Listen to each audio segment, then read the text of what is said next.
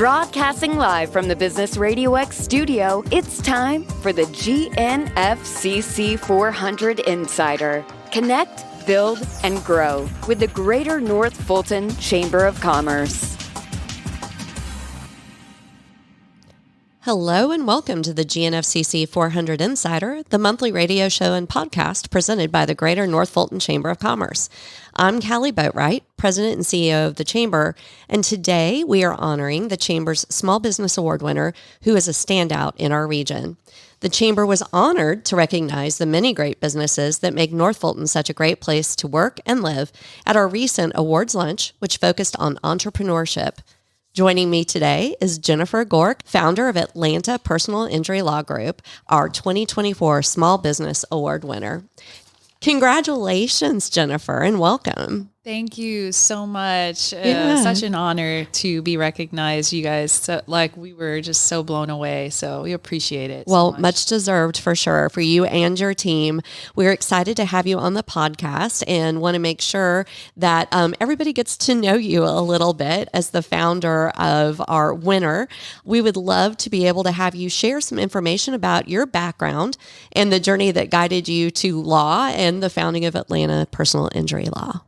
Yeah, so I loved the theme this year because it was a focus on entrepreneurship, and that is something that's very near and dear to my heart. I remember even as a little child, that was my dream, to grow up and be an entrepreneur.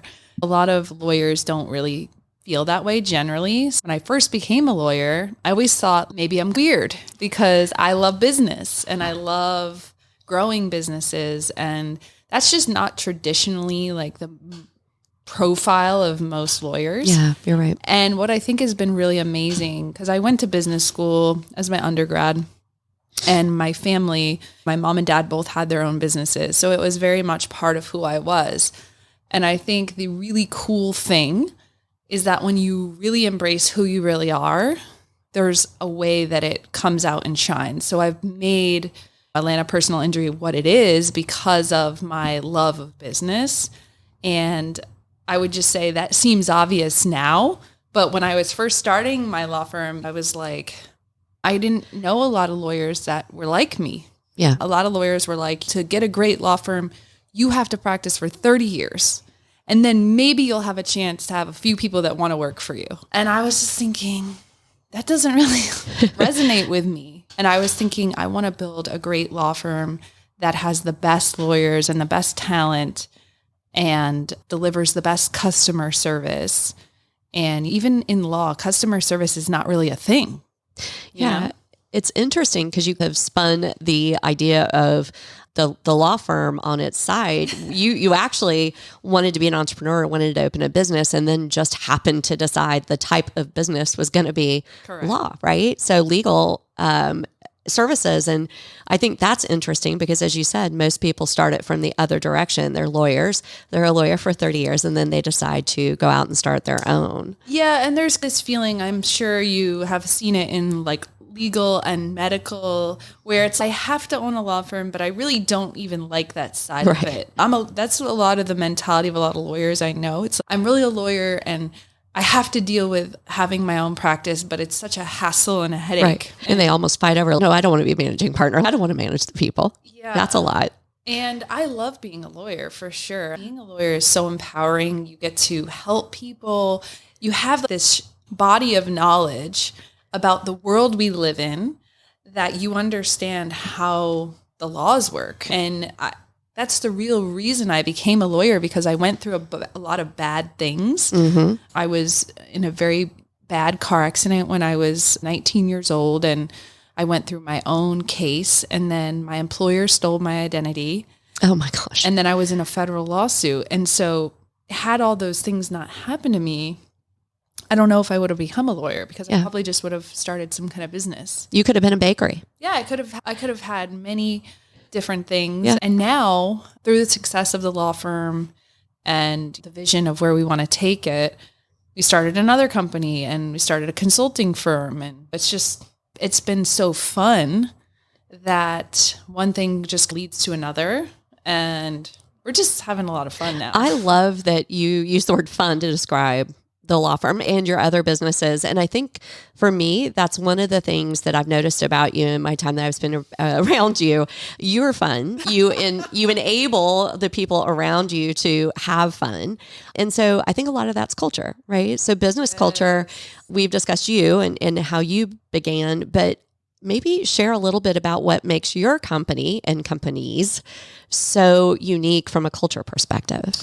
So the idea of a company's culture really dawned on me, and I started doing business coaching myself. I was getting coached back in 2016. So really 3 years into owning my firm. And I remember I went to a seminar and they were like, the one thing that will really change a business is the culture. And I was so intrigued by that idea. And so I went to this workshop and they were like, let's draft your culture. Let's intentionally create it. And that was really my first exposure to that idea. And I spent an entire year like hammering that message. Okay, we're hiring people that like the same things that we like, that value the same things. And I had realized in that moment I had hired everyone opposite to my culture, which can happen. Yeah. If you're just looking at people's resumes and you're just hiring people because they have the requisite skills, you can completely overlook the culture of the people you're hiring. And I had to literally almost start over and hire all new people. And what I started to think about is, who are the people I love to work with? Because we spend a lot of time at work. That's right. And it was like people like Alexa, and it was different people. And I was like, what about them do I love? Right. They love the same things as me. They love being organized. They love doing lots of projects. They like things done at a high level. They're very efficient. They're high energy. They're high integrity. Yep. They do the right thing when I'm not there. And when you start defining that, then you can have the ability to attract more of it. That's right. That's right. It's very intentional. It is about setting that intention. And I think that's a huge piece of it. But I think it's interesting that you said you had to start over. And it's that Jim Collins, you had to you get the right people on the bus. You make sure that you have the right people and then you train them to do what you need them to do. But I want to say, like, people now will look at what we built and be like, oh, like, I think sometimes we make it look too easy. Oh. Because we can't always show everything we've been through, right? But you knowing, having grown a business, it's a lot of failure. It's a lot of starting over. Sure. I can't tell you, just trying to hire my first attorney, I probably went through 5 attorneys. And you have to be relentless. You can't quit. And I remember this guy sent me a letter and he said, who would work for you? You're 28 years old. And I still have that letter. It turns out there's a lot of amazing lawyers. If you can provide them an amazing work environment with a lot of opportunity, and they get to work on great cases, and they're not in a toxic work environment, which is unfortunately many law firms. Yeah. There's a lot of people that want to come work at Atlanta Personal Injury, but you have to believe in your vision at such a level that when you have every door slammed in your face, you have to just keep going forward. Sure. It's, I think, one of the hardest parts, like just constantly falling down and standing It's back grit. up. Yeah, You're describing grit, right? That's 100% what makes the difference. And I think you've shown it in spades. So our Small Business Award, which you, as I said, received, was created to honor leaders who display not just a vast knowledge of expertise in their industry, but it's that commitment, right? Commitment to economic prosperity, to quality of life, to a positive reputation here in North Fulton, in our region. That's so important. Tell me how you view that role of small businesses in developing community, our community. Yeah, it's such an honor to be part of this community. We have such an amazing community here, and we've seen it like thrive in the last 10 years. I remember when I first moved up to Roswell in 2011, it was very different back then. Sure. It was like in its infancy of where we've seen it really boom in the last 15 years. And it feels like it's become a really amazing place because there has been a lot of businesses that have invested here and a lot of people wanted to move here. So we're so happy to be a part of it. We think that our area is one of the best in the Atlanta metro. But what I would say about, you asked a question about how do we contribute. We're supporting a lot of local schools now. We're getting to do a lot of community projects. The Drake House is right here. There's so many amazing things that we can be a part of in our area. And it's crazy to think, when you start, your business starts to get to a certain size, you're thinking, I'm supporting all these families. Yes. But really, they're supporting these people that we have. They are contributing in such amazing ways. And I'm lucky and honored that all the people that work there want to work there. And I just think as the owner, you have to have the mindset of, I'm cultivating my life. And this is like the fun part. The work is, my law firm is my art. It's my offer to the world. It's my vision. Mm-hmm. And it's exciting that other people want to get to be a part of that.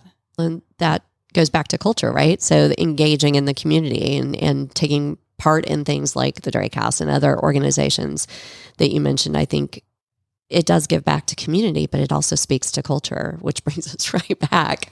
You guys are not just our Small Business of the Year award. I'm amazed by the number of awards that your organization has won, including the honor of being in the Inc. 5000 list of fastest growing companies in the U.S., both in 22 and 23. And Jennifer, you are actually a co-author of the book Tiger Tactics CEO Edition, published in 23. Tell me a little bit about that. Yeah, so I would just say, if you can get yourself into what I call the flow state, it's almost like opportunities just come to you. And I had it put on my vision board. I wanted to write a book. And then my friends that were already putting together a book were like, you want to be in our book? And I feel like it came so effortlessly.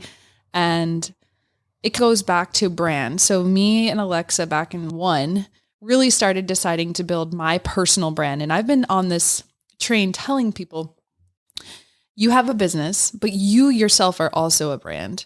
And so we both promote me as a brand of Jen Gore Lawyer and Atlanta Personal Injury. And I think the combination of you as a brand and your business as a brand is so powerful, because with a personal brand, you can go into so many more areas that people will relate to you in different ways.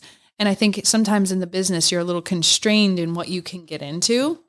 And the thing about business is people do business with people they know and trust. And if you develop a personal brand, people really feel they know you, because you can really put out a lot more vulnerable content. And so through doing that, I got the opportunity to do the book. And we just got the nomination for 2024 for the Inc. 5000. So that's fabulous. 3 years in a row, and we keep moving up on the list. So that means our business is growing faster. Right. But at this point, what I would say, it's like hiring the right people. And for me, it's in some ways getting out of their way. Mm-hmm. Like a lot of great people, they don't want to be micromanaged. So you hire really good people, and then you create vehicles for them to live their dream through your company. Absolutely. And the whole time you're out building brand, which brings in more quality people. So it's a self-fulfilling prophecy at some point. And part of your business has been built on the fact that you've had amazing client retention. Can you maybe tell a couple of helpful tips or things that you think might help other North Fulton businesses to expand their community reach? How do they strengthen those relationships? One, obviously, being, I think, talking about yourself, being authentically vulnerable as part of your brand, certainly, but other ideas because I think that's something all small businesses struggle with. Yeah. The most important thing I think a lot of people recognize is you have to be able to sign up the business and bring in the business. So there's such a focus on sales and marketing, but once you have sold somebody, if you fail to deliver on the promises sold, it's going to hurt you on the back end, not only in their experience with your company, but also with referrals. Yep. And so you've got to keep all the balls in the air. You have to have great sales, you have to have great marketing, and you have to have great production and great experience. And we do a lot of interesting things. Like we do a lot of audits, and we have someone in our firm dedicated to just calling the clients and saying, hey, I'm not a member of your legal team, but I want to understand your experience. Like, how do you feel? Are you getting the service you need? Are you having trouble getting a hold of anyone? That, I think, is a great piece of advice for any law firm. Traditionally, people don't hire a law firm because they're happy about something that's happening. Yeah. So we have to understand that our clients are going through difficult circumstances, and to manage people in crisis, it takes a lot of compassion. We have a rule in our law firm that we are never allowed to call a client crazy. That's very rampant in a lot of companies and law firms. You would imagine even medical, that's very rampant. But if you are calling your client crazy, you've now started on this downward spiral of how they're the problem. And our clients are not the problem. We are working for them. That's right. And we are working with them at some of the worst time of their life. Which means they have the right to be a little bit stressed. We signed up for this. True. Yes. This is actually managing people in crisis. Anytime someone's, this person's acting crazy, that's like a zero tolerance in our firm, because we are here to help people in their craziest times of their life. Yeah. And as you said, I think that customer service and being able to really have compassion, which compassion and law, those two things don't necessarily go together in a lay person's thought process. So I think that's really interesting. That's, again, part of what you've built as part of that culture. You guys also are highly active in social media use. You have won Daily Reports Award for Best Social Media, National Trial Lawyers Award for Best Social Media. So social media and lawyers, right? Yes, now. This is our own flavor of law we've created. We don't know. Hey, that's why I was asking about culture. I'm like, tell me about you. You've obviously done it very well. I think that's excellent. You use these platforms to obviously build business, which is important, but also really about community, right? You do this within North Fulton as well. Yeah. As a lawyer, we're storytellers. So I think it's a very natural transition to go on social media, and I'm a natural oversharer. So I think that helps. I'm very comfortable kind of like putting content out. That took a lot of time. There was a time earlier in my life where I was less comfortable on camera. I will say, if you are on camera like 3 to 4 days a week, you just get desensitized. Sure, of course. But also I have done an incredible amount of personal development, which I think we haven't touched upon. And if any entrepreneur is listening to this, my license plate on my car is mindset, because I believe your mindset is controlling your entire reality. And the more work you can do on yourself as an entrepreneur, you're going to be a better leader. You're going to make better decisions. You're going to be clearer on your vision, and you're going to be really comfortable in your own skin. And when you do those things, it has an effect on everything else. Yeah, your confidence radiates to others, and then they feel like they're going to be taken care of too. So I think that's important. I think also you give permission to other people to be themselves. Yeah, I like that. Yeah, the authentic piece of all of us brings that out in others along with that. So I definitely can see that. You mentioned at the top of this podcast that you have started another area of your business with consulting. I would love to know what your future goals are. How do they align with obviously what you're doing now? What is Gen 2.0? Yeah, so we started this company called Evergreen Business Coaching. I've actually been coaching people for about 18 months, even organically. We were already doing it. Yeah. I remember I got an email, and you have to understand the backstory. I've been in almost every personal injury mastermind there is out in the country. We're traveling all over the country, going to masterminds, coaching. I spent 5 years in a very intensive coaching program where we did a different topic every quarter, and we were traveling. I feel like I have connoisseured every coaching service that was available for personal injury and masterminds. We've done so many of them. And so naturally I started to feel like maybe I want to teach this stuff. I'm so obsessive with it. And then I got an email from one of the people we're coaching now, and they were like, here's what actually happened. I changed my profile on LinkedIn and I wrote Jen Gore, lawyer, entrepreneur, business coach, lawyer. And I just put that out into the universe that I was coaching. And I really wasn't at the time, I don't think. But I would coach a lot of my friends. So my friends would come to me and they'd be like, let's talk about whatever. And we would just coach each other. Sure. And so my friends would always say, you should definitely do this. This is what you love. And so I started coaching this one lawyer, and then I started coaching another one and another. And it just got really like people, it was like very word of mouth. And it's essentially law firm owners and in a lot of other markets around the country. And these people started having like incredible results.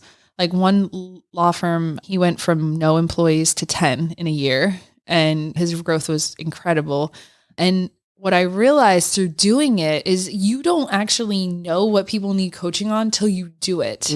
Like you could have an idea, but I'm very clear now from doing it for 18 months, like the main things I've seen over and over stop people. A lot of it is the mindset of the owner. Really? It's a lot. Everyone comes to you and says, I need a practical marketing tip. I need one more client. And then when you really dig into what's going on in their business, that's not the limiting factor. Yeah. He's laughing. He knows. So I think that's the case for any business though, right? You think you know what you need, and then all of a sudden. Or this is the best one. I was on the phone like 2 weeks ago. We don't have enough leads. I'm like, let me see all your leads. We look at all their leads. They've got a major hole in their intake. We're not pouring another lead into this bucket because it's full of holes. Right. Every qualified lead, you're only signing 1 of 10 qualified leads. We don't want to do any more marketing. Yeah. I think I have tons of coaches still. I have law firms that are 10 times the size of mine. One of my mentors, he just got a $75 million verdict. I am still getting coached. And I think that there are people out there that you can help and that can hold you accountable, because a lot of coaching is people need accountability. They need someone that's going to have an outside perspective, look at their business with neutral eyes and say, okay, I hear the story you're telling me, but this is what I see. Yeah, no. And I think that's what the benefit of having somebody come in from external, right? The smartest person in the room is the person not in the room at the time, right? I think that's hugely important. And I think now in the world, we're all so busy, right? We're all spinning so rapidly that it's hard to really take the distance that we need to effectively assess what's going on. So how do you deal with that? I have to ask you, because you're going a mile a minute all the time. So how do you deal with that? Okay. Not necessarily burnout. You can use that word, but I'm saying like, how do you, funny question. Yeah. How do you do that? Me and Alexa were actually just talking about this morning. And I just was in Paris with my sister, and I just got back last night. And I've been having this strange experience where people constantly tell me all the time, like, you have way more energy than most people, or like your capacity is insane, or your calendar's insane, or people will call me and say, your life makes me tired. I can see that. And I truly want to tell you, I love what I do. I have boundless, endless energy for what I do. And I think when you're doing things that you get the privilege and honor to do, like just to be here today is an honor. And like, I don't know, I feel like it has to do with how you feel about your life and the things you're doing.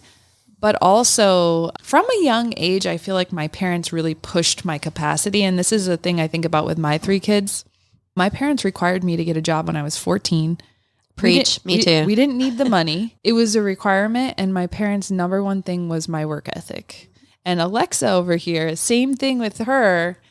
She was my neighbor.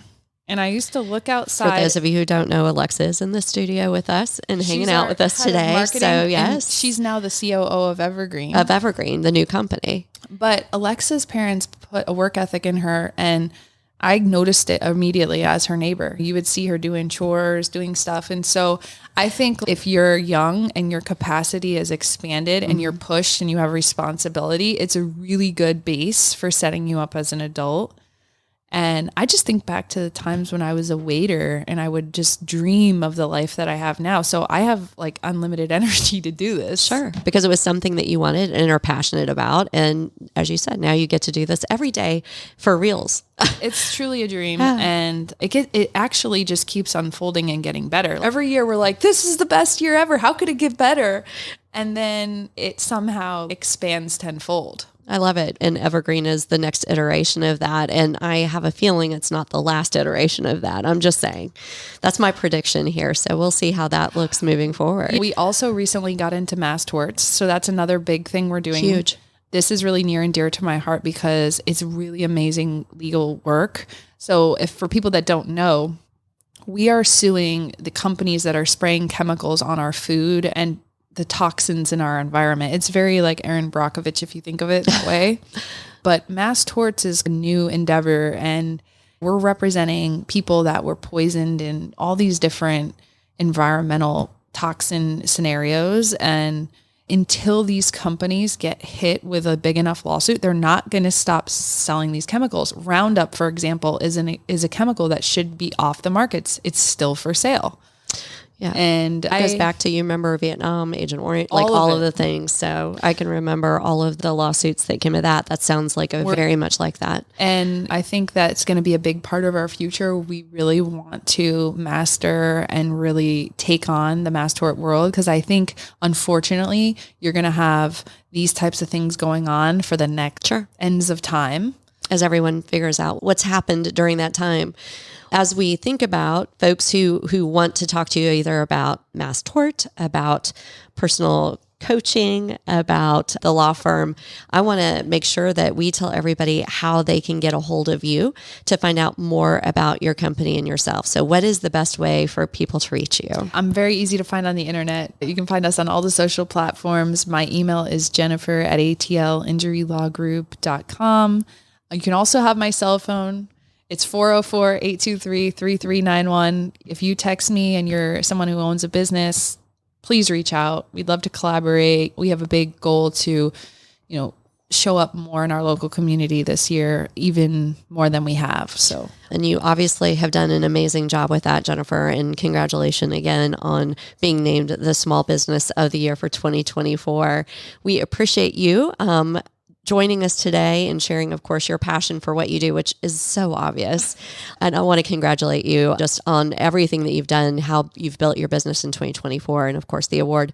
For more information about the programs, the events, the partnerships, and development opportunities that are available at the Greater North Fulton Chamber, please visit gnfcc.com. And until next time, I'm Callie Boatright, and this has been the GNFCC 400 Insider on Business Radio X.